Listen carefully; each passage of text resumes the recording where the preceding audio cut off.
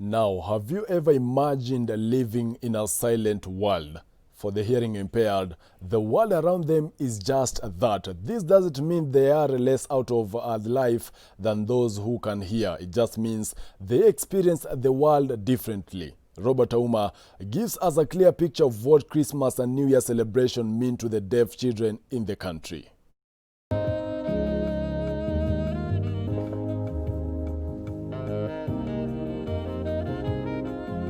There is a rich deaf culture which abounds with its own history, arts, sports, languages, and even much more. At the center, deafness is celebrated, explored, and represented through a series of community and leisure projects, arts, exhibitions, and regular social events. O God of all creations, bless this our land and nation. Malika is 8 years old, not deaf, but passionately loves signing. She joined Lugha Ishara, a signing school, to learn sign language, to know how to speak to the deaf. Unity, peace, and liberty. Looking at their innocent faces and beautiful smile, you will clearly tell they knew it's Christmas. Are you wondering how? Me too. Relax, we are here to learn. Talking of learning, meet our world's youngest and the most handsome teacher, Leon. He is 11 years old, deaf, and his favorite hobby is singing. If you could be doubting what our teacher is capable of doing, scratch that, because you are about to learn how to sign the days of the week. Sunday, Monday, Tuesday, Wednesday, Thursday, Friday, Saturday. Wow, well done, Leon. All right. Lugha Ishara has provided a platform for the deaf children to interact, learn, and understand their culture in depth.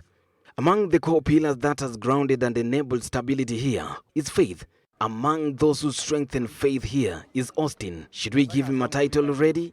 God, in Jesus' name, we are very, very happy for the beautiful day. Thank you for the jokes. Austin is 9 years old. There's no one who has cried. We are all going home safe. Born deaf, he aspires to be a pilot when he grows up. Yay! So, let me introduce her. Drum roll. Jenna is 8 years. She hopes to be a professional sign language interpreter because she has lived and loved this silent world. She is a believer of mighty things. If it were a normal church setting, she could be the head of chaplaincy. Jeremiah, and I will answer you and show you mighty things that you. Full of dreams is Marilyn, aged 6.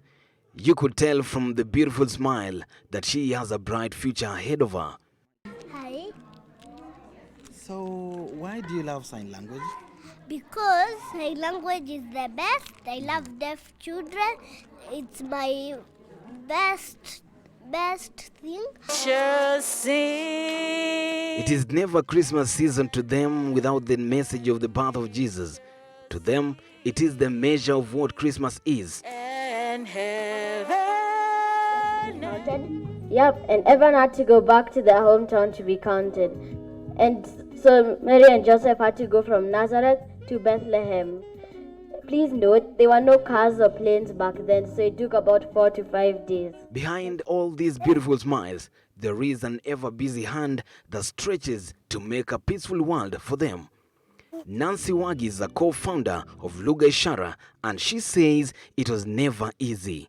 Discrimination is also very subjective, if I may say. But I think generally, as long as you're different from other people, people will be like, oh, okay, what's happening, you know? So and then, wow, that's a difficult question to be. Like, I think I would look at it case by case, because some parent stories are very deep. And then disability also compounds with other problems like. How did Lucy Bache, stage director here, know about what was needed for the season? I was called in to direct the show, and I did it, of course, because I loved the vision and I could resonate with the vision that Lugha Ishara has. Beatrice Kariuki is a parent to one of the kids here. She explains how life has been to cope up with the reality that she can never hear her child speak. Mimi ni mzazi wa mtoto deaf. Alizaliwa akiwa na conditions. Kutoka kuzaliwa kwake alikuwa na congenital conditions. Alizaliwa na deformity miguu. So akiwa na mwaka mmoja na nusu hivi ndio nilirealize haongei. Despite all this, she is content. Does Nancy Wagi has vision for Lugha Ishara? In providing online educational content or edutainment for deaf children and for deaf people at large. We see our content that is done in sign language. Yeah, that's where we see ourselves leading that, yeah.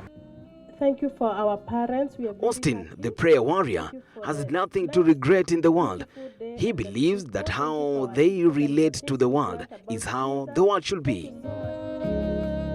My name is Austin Karanja, and that is my sign name. In the play, I was one of the wise men. We wish you a Merry Christmas and a Happy New Year. Even with the high estimations of the rising number of people, especially children living with hearing disabling loss, they are grateful. On behalf of Lugha Ishara, Switch TV wishes you a Happy New Year 2021. My name is Robert Oma.